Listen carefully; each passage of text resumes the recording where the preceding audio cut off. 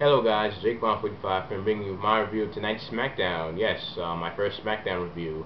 Expect more of these Smackdown reviews because when school starts for me in a couple of weeks, I'm probably going to do less Raw reviews and more Smackdown reviews. So, yeah, now that's let you guys know. I'll probably make an update video next week to tell you guys how the direction of this channel is going to be. Basically, my new school schedule and whatnot.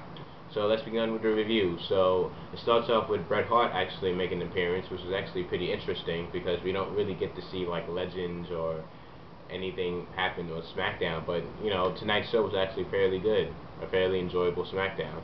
And then Christian came in and he cut a promo, and basically it's going to be a match for the World Heavyweight Championship between Christian and Randy Orton in next week's and Tuesday's Super SmackDown event. And which tells me that they're gonna quickly get rid of this rivalry and start something new, which they need to because the Randy Orton and Christian rivalry is getting pretty old for me. And then they had a match with Christian versus Daniel Bryan. Christian won. Yeah, it was a decent match. That's all I gotta say. And then here comes the interesting match between Sin Cara and Heath Slater. So apparently they had a match before, but with the original Sin Cara, but it was just so terrible and so botchy that they had to restart the match, and they sent the original Sin Cara home, and I was pretty surprised that he had bossed up so much, and which tells me that sooner or later the original Sin Cara might get released, and that's going to look bad for Triple H because he was the guy who signed Sin Cara, his first project. It was him, Sin Cara, and Karma that he had signed to WWE, so Triple H, that's not going to look good for you, man. And so anyways, the second match was actually pretty good. Sin Cara won with high-paced action. I'm guessing it was much better compared to the other match because we didn't get to see that.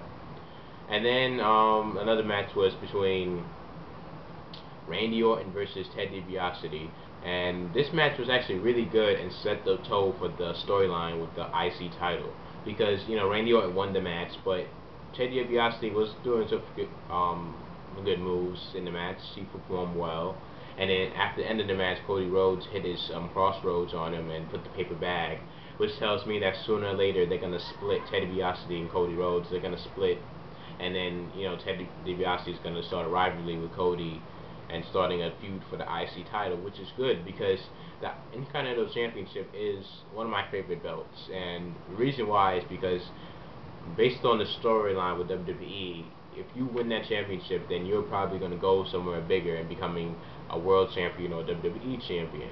Cody Rhodes being the IC champion, it's pretty good. It's really good. It works for him. He's a good wrestler, but he needs more competition. If he doesn't get the competition, then the title is going to mean nothing. I mean, look at Dolph Ziggler. He's barely had any good competition for that U.S. Championship, and that title barely means anything for me. But this whole thing with Cody Rhodes and Ted DiBiase, it looks good. I hope they develop the story more, and that'll be a good match to see. And then we have a Divas match between Kelly and Tamina, and I'm fairly pleased that Kelly is arriving more on SmackDown because this shows that not only the Raw Divas can get a chance at the title shot, but also the SmackDown Divas. But the one thing that I did not like about this match was Kelly's finisher, because it's basically more like a leg drop, but it does not look powerful. It doesn't look like, okay, it can knock somebody out. Like, Kelly needs a new finisher move, in my opinion. Something that, seems more powerful, because that leg drop just looks pathetic for me, She needs a new finisher.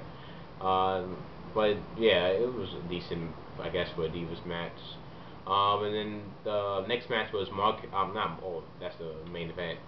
Ezekiel Jackson versus the Great Khali, and for a big man match, it was actually a pretty good match. Ezekiel Jackson won. He was able to use the torture rack on Great Khali, but it looked weird because it didn't seem like Great Khali was in pain or anything like that. Like, it wasn't that much believable, but what can you do? Ezekiel Jackson won. Yeah, pretty much a good match for heavyweights, super heavyweights, or whatever you call them. And then we get on with the main event. Sheamus versus Mark Henry. The rematch from SummerSlam, and I was surprised Sheamus won. But then again, I think this is good that Sheamus won because Sheamus winning the match sets the tone for a future rivalry when I believe Mark Henry becomes the World Heavyweight Champion. As they're both even 1-1. So when Mark Henry beats Randy Orton and starts more of a feud with Sheamus, that's going to set the tone for the whole story, and the rivalry will be even better. You know, because their rivalry has been pretty solid, especially for Sheamus for turning into a face. And yeah, and then the match ended with Mark Henry dominating Sheamus after the match, using the world's longest slam on the steel steps, and that's pretty much it. So anyways, overall, this was a good SmackDown. Yeah, highly enjoyable.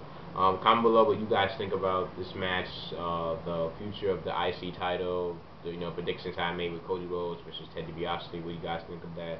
And this is so overall. Comment below and subscribe if you like this video. Expect more. That'd be really great.